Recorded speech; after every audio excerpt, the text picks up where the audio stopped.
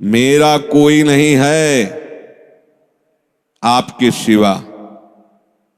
तो जो जो आपने अपना मान रखा वो सब वो घसीट लेंगे, क्योंकि वो कर तुम अकर तुम मन था कर तुम सर्व समर्थ है। दो प्रकार से, या अंदर से विवेक से वैराग्य प्रकट करके, या बाहर से राग ही हटा लेंगे। वो जगह नहीं रखेंगे जिसे आप अपना कह रहे हो। तैयार रहना।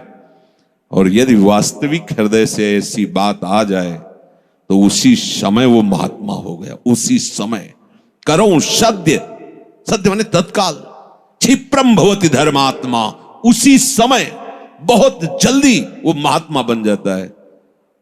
कितना सुंदर सिद्धांत है। रहो न कबहू कतहू कछु मेरो अपनो काम। अब अपने लिए कोई कार्य नहीं रह गया है। अपने लिए कितना कार्य था कि संसार में कोई हमारा न रह जाए।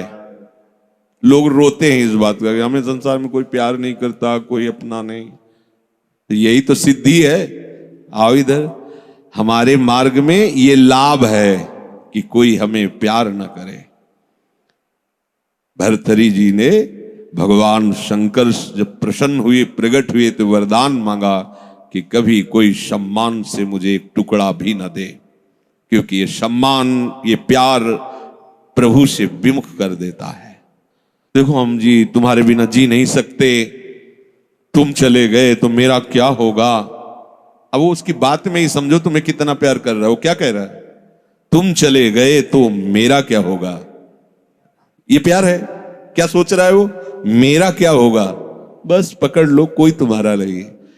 कोई तुम्हें जो बहुत प्यार करता हो उसकी बात सुनना, उसमें आप अगर विवेक जागृत है तो उसमें गंध मिलेगी केवल स्वार्थ की, केवल स्वार्थ की। कहीं किसी कोने में तुम्हें प्यार नहीं मिलेगा। पूरी प्यार की जो स्वांग भरी वृत्ति है उसमें केवल स्वार्थ नृत्य कर रहा होगा, केवल वासना नृत्य कर रही होगी, केवल कामना का तांडव होगा। बस विवेक से देखना। अगर विवेक नहीं तो सब फंसे हुए तो उसी में है। प्रभु कह रहे हैं कि जब साधक भगवद आश्रय नहीं लेता तो कहीं ना कहीं उसके हृदय में भोक्ताव करता भाव बना रहता है, यह अहंकार के कारण। फिर वो विषयों का चिंतन करता है। बहुत ध्यान देने योग्य बात है। विषयों का भोग तो बाद की बात है। हमारी दुर्गति का प्रधान कारण विषय चिंतन है। इसीलिए भगवान ने कहा है कि जो मेरा चिंतन करता है निरंतर, उसके लिए मैं सुलभ हो जाता हूं। अनन्य चेता सततम यो माम स्मरत नित्य साहा तस्याहम सुलभा पार्थ। मैं उसके लिए सुलभ हो जाता हूं। अब यहां ध्यान देना है कि विषय क्रिया नहीं हुई, लेकिन केवल चिंतन आपके हृदय को बर्बाद कर देगा। इसीलिए कहा गया कि एक क्षण भी भगवत चिंतन छूटा तो हानि हो गई। ऐसे संस्कार गलत अंदर डाल देगा, वो जलाते रहेंगे। मन जो है ना, ऐसी स्थिति पैदा कर देगा कि ये ज्ञान विज्ञान आपकी समझ में ही नहीं आएगा। ध्यायतु विषयान पुंसः। प्रभु का आश्रय ना लेने के कारण, प्रभु के परायण ना होने के कारण, निरंतर भगवत चिंतन ना होने के कारण जो अंतर होता है वो विषय चिंतन होता है। ध्यान देना। दीर्घकाल निरंतर सत्कार सेवितो दृढ़ भूमि। जब दीर्घकाल तक निरंतर भगवत चिंतन का अभ्यास किया जाता है तो दृढ़ भूमि वो इतना पक्का हो जाता है कि फिर आप छोड़ना भी चाहो तो नहीं छोड़ सकते। जैसे विषयी पुरुष भले कहीं भागवतिक स्थान में भी बैठा हो पर वो अपना ही दृश्य देखेगा, अपना ही चिंतन करेगा। ऐसे भागवतिक पुरुष भले ही वो विषय प्रपंच में बैठा हो लेकिन वो अपना ही दृश्य देखेगा, अपना ही चिंतन करेगा। तो जो भगवत परायण नहीं होते, प्रभु का निरंतर चिंतन नहीं करते, उनका विषय चिंतन ही होता है।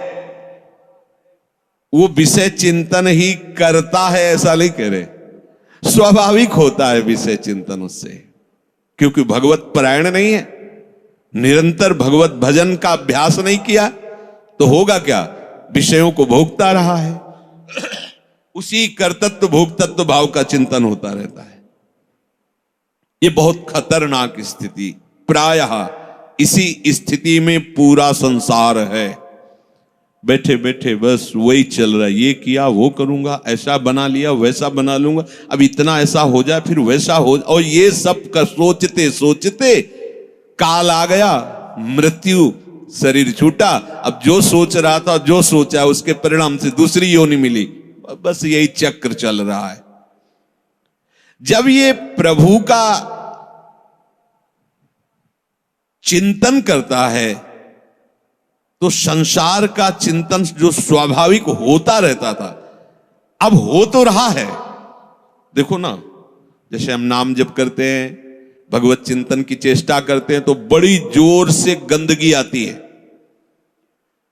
ये सबका अनुभव है जो भजन करते हैं, बड़ी जोर से, जैसे कि दरिया में उफान आ गया हो,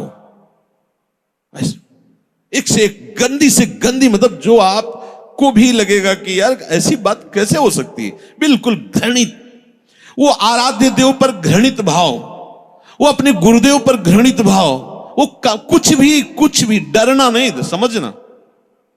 ये आपके, तो आपको लगेगा कि कितना नीच हूं, कितना गंदा हूं, क्या क्या सोच रहा हूं, कैसे, मतलब कुछ नहीं, समझना।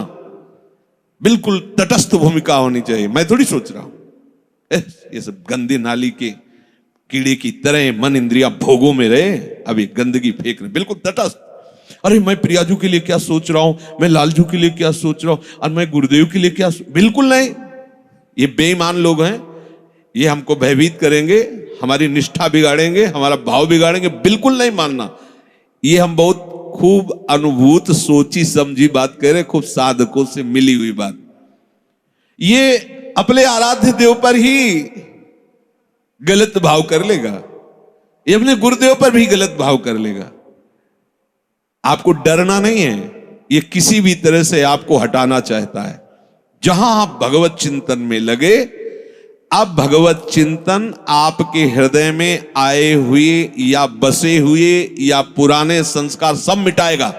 बिल्कुल आपको चिंता नहीं करनी, बस चलने दो। नाम कीर्तन, नाम जप, मंत्र जप, वाणी चिंतन, चलने दो। सेवा, ये जितनी गंदगी, बस चुप रहो, देखते रहो। उबने की जरूरत नहीं, खिन्न नहीं होना, ना हर्षित होना है। दोनों बात समझ, खिन्न हो गए तो वो टिक जाएगा, ऐसा क्यों नहीं है। उसमें गंदगी जब धुलाई हो रही तो निकलेगी सब बाहर, शांत एकदम। बहुत गंभीर होना चाहिए उपासक, इस स्थिति वाले को एकदम घबराना नहीं चाहिए। वो फिर अच्छी बातें भी डालता है जो संसार में सुखद मानी जाती है, उसमें आपको हर्षित नहीं होना, तटस्थ। यहां तक कि वो भागवतिक बातें भी डालेगा तो आपको भी गंभीर रहना है, क्योंकि वो थोड़ी देर जब समझ गया कि ये भागवतिक बात को सुनता है, तो जहां भागवतिक बात दी आप सुनने लगे, तो अपनी पेशगी कर देगा, आप समझ ही नहीं पाओगे, दस्तखत करवा लेगा। बहुत चतुर है, इसीलिए सबसे बड़ा चतुर सृष्टि में कौन है? रामाय भजते चतुर नर, उसे सुजान कहा गया है, क्योंकि इन सब चतुरों को भी काबू में करने की सामर्थ्य भगवान नाम जापक में है। एक एक हरकत वो मन की देखता रहता है, एक एक हरकत, छोटी सी छोटी उसकी चेष्टा। अच्छा समझ में आ रहा है, ठीक? कुछ नहीं, कोई नहीं बिगाड़ सकता, बस आप झुकना नहीं इस पे। बाहर की बात नहीं कह रहे, यहां की बात। आप उदास मत होना, आप निराश मत होना, और आप इनके आगे झुकना नहीं, दुष्टों के समुदाय के आगे। एक से एक पेशगी देंगे, आपको निराश करने की चेष्टा करेंगे, आपको ऐसा कर देंगे कि लगेगा भी इस भोग के बिना तो हम जी नहीं सकते, अब ये भोग भोग ले, फिर भगवान मिले या ना मिले। झुकना मत इनके आगे। ये दुष्ट प्रवृत्तियां आपको रौंदने की चेष्टा कर, और आप तभी नहीं झुकेंगे जब मत परायणा भगवदास। अगर भगवदास तरेरी तो बातें बोलते रहो, कुछ नहीं होने वाला, वो अपने आप वहीं आपको आकर्षित कर लेंगे। तो जो भगवद आश्रय छोड़ चुका है और संसार का आश्रय लिए है, तो चाहे जितनी चतुराई करे, संसार का ही चिंतन होगा। और संसार का चिंतन है विषयों का चिंतन, और विषयों का चिंतन है दुर्गति। स्पष्ट समझ लीजिए, क्योंकि विषय चिंतन में राग, प्रियता आसक्ति पैदा होती है। जैसे विषय चिंतन होता है तो उस विषय चिंतन के प्रति राग होता है, प्रियता होती है। अगर ये वस्तु मिल जाती आज खाने को, ये भोगने को, ये देखने को, ये सुनने को, मजा आ जाता, आनंद आ जाता। ऐसा राग, प्रियता और आसक्ति और विषय सेवन की ललक अब रहा नहीं जा रहा। ये कब शुरू हुआ? विषय चिंतन से। ध्यान रखना, ध्यायतो विषयान पुंसः संगस्तेषुपजायते। विषयों का ध्यान करने से, चिंतन करने से विषय संग अर्थात आसक्ति उसके हृदय में प्रकट होती है। अब तो रहा नहीं जा रहा, अब वो भटक रहा है, क्या करूं, कैसे करूं, कहां वो पाऊं, ललक रहा है अंदर। बड़ी दुर्गति की ये स्थिति होती है। प्रायः हर साधक इस आग से जल करके आगे निकलता है। आग बुझाने की चेष्टा मत करना। इसमें अगर आपने थोड़ी भी बैलेंस बनाने की कोशिश की तो मार्ग छूट जाएगा। इस आग से ही निकलना है, पक्का तय करो। आग को बुझा करके निकलना है, कभी नहीं, निकल ही नहीं सकते। और जब आप इस आग में कूदोगे तो ये आग जलाएगी नहीं, चंदन हो जाएगी। बाहर से तुम्हें लपटें दिखाई देंगी और जब अंदर प्रवेश करोगे कि हे प्रभु आपके लिए मैं जलूंगा, तो कहीं भी धुआं भी प्रवेश नहीं हुआ विभीषण के घर में। पूरी लंका राख हो गई, एक विभीषण कर गृह नाय। पूरा संसार जल रहा है, कामाग्नि, क्रोधाग्नि, लोभ, लेकिन भक्तों के हृदय में उसका धुआं भी प्रवेश नहीं करता, क्योंकि वहां भगवान का आश्रय है। विषयों का सेवन शरीर से भी ज्यादा घातक है मानसिक सेवन। समझना, साधक क्या समझता है कि मैंने कोई क्रिया तो की नहीं, अच्छा बहुत चतुर है, मानसिक पाप लगता नहीं। कलिकर एक पुनीत प्रतापा, मानस पुण्य होए और नहीं पापा, तो बैठे बैठे बस। गलत बात समझिए। शारीरिक सेवन से ज्यादा गंदगी पैदा होती मानसिक चिंतन से। शारीरिक सेवन से उतना सुखासक्ति नहीं पैदा होती जितनी मानसिक चिंतन से। देखना खुद, जब ये मन आपको किसी भोग के लिए आकर्षित कर रहा हो तब देखना कैसा वो सुख देता है, और जब आप उसी भोग को भोग रहे होंगे तब देखना फिर लगता है कि वो तो जो चिंतन में था वो तो समझो शारीरिक क्रिया से ज्यादा घातक मलिनता पैदा करता है मानसिक भोगों का संयोग। उसमें विषयों की विशेष आसक्ति पैदा हो जाती है। वो ऐसी प्रियता होती कि बार बार हृदय को चूर चूर करती रहती है। तब देखो ना संसारिक पुरुषों को, देखो ना, अब वो विषय सेवन करे चाहे ना करे, विषय राग उसका नाश कर चुका। ये बहुत समझने की बात है कि हम किसी से मिलते नहीं, हम किसी से, लेकिन एकांत बैठकर अगर आप मन के साथ विषयों में विचरण कर रहे हैं तो आप में और एक घोर संसारी में कोई अंतर नहीं है। संसारी को तो एक दैन्यता भी रहती कि मैं बड़ा नीच हूं, कामी हूं, और अपने अंदर एक अहंकार रहता कि मैं बैरागी हूं, मैं महात्मा हूं। समझते रहे ना, शरीर से क्रिया नहीं हुई पर मानसिक आप उसका संयोग सुख चिंतन के द्वारा, तो आप बहुत मलिन हो रहे हैं, आप अपना बहुत बुरी तरह से पतन कर रहे हैं। ये भगवत वाणी है।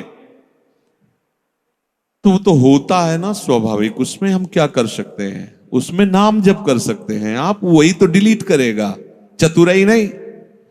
कई बार सत्संग में कहा, कुछ भी चल रहा है अंदर, मन फेंक रहा है, राधा राधा राधा राधा, ये जो आपका राधा राधा चल रहा है ना, एक भी चाल उसकी नहीं चलने देगा। वो चाहे जो विषय सेवन की बात, विषय सुख की, बार बार राधा, तो वो जलाएगा तुमको। बंद करो ये राधा नाम, पहले हम जो पेश कर रहे हैं उसमें तन्मय हो, बस आप छोड़ना नहीं तो हानि हरिवंश के नाम अंतर परे। कहे हनुमंत विपत्ति प्रभु सोई, जब तो सुमिरन, यही विपत्ति फंसा देगा। अरे बहुत विचित्र है, ये बहुत विचित्र है। लड़खड़ा कर कदम वहीं खड़े हो जाएंगे जहां चिंतन चल रहा है। बहुत घृणित मन की ये चिंतन वाली वृत्ति आपको क्रिया में उतार देगी, आप रुक नहीं पाएंगे। संगात संजायते कामः, जब आप विषयों का ध्यान दीजिए। ध्यायतो विषयान पुंसः, ये होगा सबके होता है। जब लोग बात अरे हम तो समझते नहीं थे, ये काम ही है, आश्चर्य की बात है, कोई आश्चर्य की बात नहीं। हां ये आश्चर्य की बात की ब्रह्मचारी है, ये आश्चर्य की बात है। ऐसे सृष्टि में और ये ब्रह्मचर्य, अब प्रणाम की बात है, ये आश्चर्य। कामी वो कोई आश्चर्य की बात नहीं, कोई भी हो, यहां से लेकर ऊपर तक ब्रह्मलोक तक कोई भी हो, कहीं भी, इसी का तो शासन है, इसी का तो राज्य है, और सब इसी संकल्प काम से ही पैदा हुए। कोई अगर ये कहे कि सब व्यर्थ की बात है, अगर कोई बचा है तो लाडली लाल के चरणों की ठसक में जो बैठा हुआ उनके चिंतन में है, अब कहीं गुंजाइश ही नहीं कोई। और अगर वो भी थोड़ी देर के लिए भी विषय चिंतन करेगा तो थोड़ी देर के लिए रौंदा जाएगा, ध्यान रखना।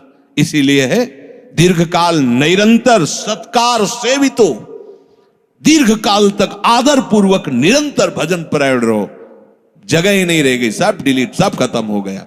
आप देखना नाच पड़ोगे, जैसे जैसे आपकी निष्कामता बढ़ती जाएगी वैसे वैसे मतवालापन, ऐसा जैसे कोई मदिरा पिए हो और झूमता हुआ चल रहा है, उसको कुछ नजर नहीं आ रहा, ऐसे ही नाम की मादकता जब चढ़ती है मस्त हो जाओगे। ये बड़े बड़े महात्माओं ने पिया है, इस नाम का रसाशोपान किया है, रूप रसाशोपान किया है। जैसी तरिवंश निकट दासी जन लोचन चसक रसासो घटकत। जब आपका विषय चिंतन चल रहा है, यदि नाम नहीं चल रहा तो खतरे में अपने को डाल रहे हो, और नाम चल रहा है तो तुम्हें परेशान होने की जरूरत नहीं, वो कुछ नहीं कर पाएगा, कुछ नहीं। ये बहुत बड़ा पहरेदार है, आपको गिरने नहीं देगा, उनकी एक भी संस्कार वृत्ति आपके हृदय में बनने नहीं देगा। अपने पास बहुत बड़ा पावर है नाम। इसीलिए तो जो इस रहस्य को समझ जाते हो बलिहारी होते हैं संतों की, गुरुदेव की, कि आपकी कृपा से वो चीज मिली। पायो जी पायो मैंने राम रतन धन पायो। ये नाम ऐसा महामहिम, भगवान को अधीन कर ले, मन की क्या बात है, मन अधीन हो ये क्या बात है। भगवान को अधे सुमिर पवन सुत पावन नामू, अपने बस करी राखे रामू। जब भगवान को अधीन कर लेता है तो ये तो मन की तो बात जाने दो, इंद्रियों की बात जान। पर आप क्या करते हैं, जब विषय चिंतन कर रहे होते हैं तब आप नाम को छोड़ देते हैं। बस ये गलत बात हो गई, अब आप नहीं समझ सकते। और नाम चल रहा है तो याद रखो बिल्कुल कुछ नहीं बिगाड़ सकता है, कुछ भी चिंतन करता रहे, तुम परेशान मत होना, ये अपने आप आपके सामने शरणागत हो जाएगा, मन शरणागत हो जाएगा, अपने आप हो जाएगा। आप जैसा चाहोगे वैसे ही चलेगा, बस नाम ना छोड़ना। नाम छोड़ दिया फिर ये बातों से बस में होने वाला नहीं है। बहुत ही ये दुर्जय शत्रु है, मन दुर्जय शत्रु है। नाम की कृपा से जब ये मित्र बन जाता है तो इससे बड़ा सुख देने वाला भी कोई नहीं होता, ये भी बात समझ लेना। और जब नाम नहीं चलता है, विषयों का चिंतन करता है, तो इससे बड़ा दुख देने वाला कोई दुश्मन नहीं है। संगास्तेषु उपजायते, ये मन चिंतन करके विषयों में राग पैदा कर देता है। कैसे वो भोग मिले, अब तो जीवन बेकार लगता है बिना उसके भोगे अब तो। और सही बात, न उसे रात में नींद आती है, न दिन में उसे किसी से मिलना अच्छा लगता है। जैसी प्रेमी की स्थिति होती ना, ऐसे कामी की भी हो जाती है। बस उसको वही बात, कब मिले, कब देखूं, कब भोगूं, बस अंदर जिस विषय में तन्मय हुआ वो इसी विषय के लिए। अब जब वो प्रबल कामना हो जाती है तो कामात क्रोधो भी जायते। यदि कामना की पूर्ति हो गई तो भयंकर दोष पैदा हो गया, लोभ, और भोगूं और मिलूं, कभी एक क्षण के लिए ये भोग हमसे दूर ना हटे। और कहीं प्रतिकूलता पैदा हो गई तो भयंकर दोष पैदा हो गया, क्रोध। दोनों में हानि है। कामना से कभी किसी का कोई मंगल नहीं हुआ है। अगर काम की पूर्ति होती है तो भयंकर लोभ पैदा हो जाएगा। कैसा लोभ पैदा हो जाए, ये ऐसे ऐसे, इतना नहीं, ये शरीर नहीं, वो शरीर, ये वस्तु नहीं, वो वस्तु, बढ़ता चला जाएगा, वो घोर व्यभिचारी हो जाएगा। और अगर प्रतिकूलता हुई तो क्रोध पैदा हो जाएगा। ऐसा क्रोध पैदा हो जाएगा कि जिसको कहता है कि मैं तुम्हें बहुत प्यार करूं, उसी को मार देगा, वो हिंसा कर देगा। ये बिल्कुल समझने की बात है। अगर उसकी कामना भरपूर हो चुकी है, संकल्प बन चुका है और उसकी पूर्ति में बाधा होगी तो भयंकर क्रोध, और क्रोध जहां प्रकट हुआ, कामः क्रोधोद भी जायते क्रोधात् भवति सम्मोह। अब जहां क्रोध प्रकट हुआ, अब उसमें मूढ़ता छा गई। ये करना चाहिए, ये नहीं करना चाहिए, खत्म हो चुका। अब उसमें और पशु में कोई अंतर नहीं है, उसमें और राक्षस में कोई अंतर नहीं। कोई आशा न करे कि जो क्रोध से सम्मूढ़ता को प्राप्त हो चुका है उससे कोई विनय काम करेगी। अब वो राक्षस हो चुका है, उसके सारी प्रवृत्तियों में क्रोध के द्वारा प्रकट की हुई मूढ़ता छा चुकी। अब कुछ भी विवेक काम नहीं कर रहा। प्रभु कह रहे क्रोधात् भवति सम्मोहा। ऐसी मूढ़ता छा जाती है जो विचार की गुंजाइश नहीं रह जाती। वो रो रहा है सामने, या कोई, अब देखो रसेंद्री की ऐसी प्रबलता हुई, पशु पक्षियों को मार के खा रहा है जीव। कैसी कैसी, देखो मतलब हमें कोई जरा सा कष्ट दे तो हमें पीड़ा होती है। आप देखो एक छोटी चींटी जा रही हो, आप एक तिनके से ऐसे छूने की चेष्टा, वो भागने की चेष्टा करेगी, अर्थात वो बचना चाहती है। ऐसे हर जीव है। कैसी मूढ़ता छा गई, जीवों की हत्या करके उनके शरीर को खाते हैं।